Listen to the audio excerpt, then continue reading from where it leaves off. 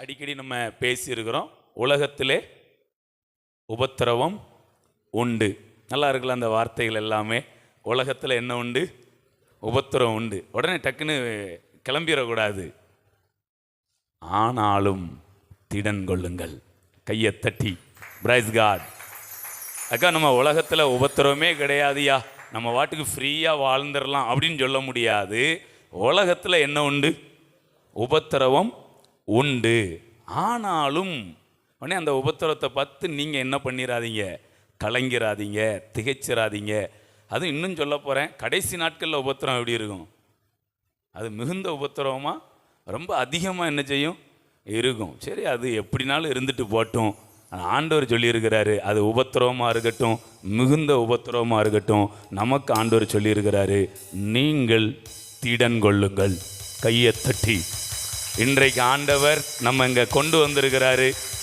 நம்மளை சுற்றி என்ன இருந்தாலும் சரிதான், நீங்கள் நானும் திடன் கொள்ளும்படி ஆண்டவர் கொண்டு வந்திருக்கிறார். இது எப்படி இருக்குது அப்படின்னா, கொஞ்சம் வெயில் கொஞ்சம் அதிகமாக தான் இருக்கும். ஆனால் நீங்கள் உங்களை என்ன பண்ணுங்க, நல்லா திட்டப்படுத்திக்கிடுங்க. எந்த வெயிலுக்கும் உருகாதவர்களாக கையை தட்டி பிரைஸ் காட், ஹல்லேலூயா. ஸோ ஒரு விலையேற பெற்ற ஒரு அபிஷேகம் எதுக்கு அப்படின்னா, நாம் திடனாக இருப்பதற்கு. பைபிள் அழகாக ஒரு வசனம் எழுதியிருக்கும் பாருங்கள், அது கொஞ்சம் வாசிக்கலாமா? கொஞ்சம் நிறைய வசனங்களோடு கூட போவோம். அப்போ வாழ்க்கையில் விசனமே இருக்காது. எங்கே வசனம் இருக்கோ அங்கே என்ன இருக்காது? யாராவது ரொம்ப விசனமாக இருக்காங்கன்னா கொஞ்சம் வசனம் கொஞ்சம் கம்மியாக இருக்குதுன்னு அர்த்தம். வசனம் நிறையா இருந்ததுன்னா அங்கே விசனமே என்ன செய்யாது?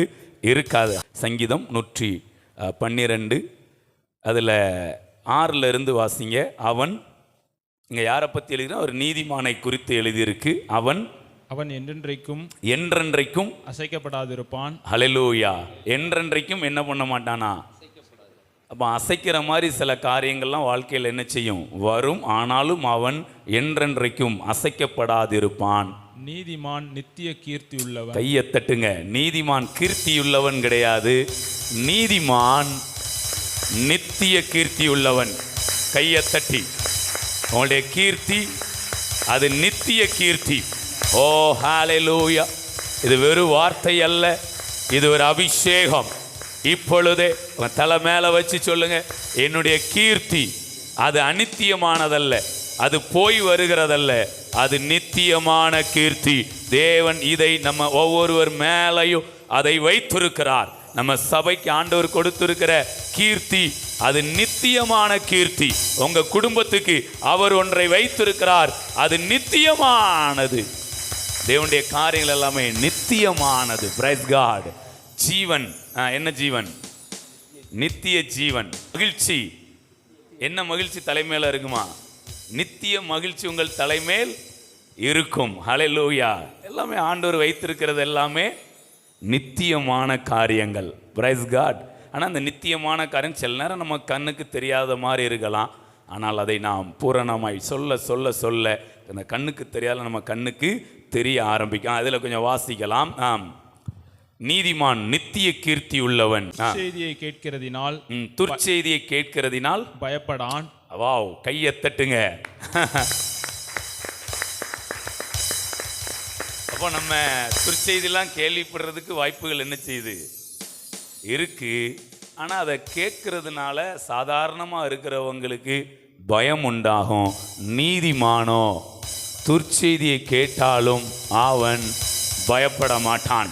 கையை தட்டி, அது எவ்வளோ பெரிய துர்ச்செய்தியாக இருந்தாலும் சரி, எதை குறித்த துர்ச்செய்தியாக இருந்தாலும் சரிதான், அவன் பயப்பட மாட்டான். கையை தட்டி பிரைஸ் காட். ஓகே, அடுத்து பாருங்க, அது ஏன் பயப்பட மாட்டானா? சூப்பரா இருக்கு. அவன் இருதயம் கர்த்தரை நம்பி இருக்கும், திடமனதாயிருக்கும். Price God. அப்ப திடமனம் உள்ளவர்கள் உபத்திரவங்களால் அவர்கள் பயமுறுத்தப்பட முடியாது. உபத்திரவம் நம்மை உருகச் செய்ய முடியாது. எதுக்கும் நாம் அசைய மாட்டோம். Praise God.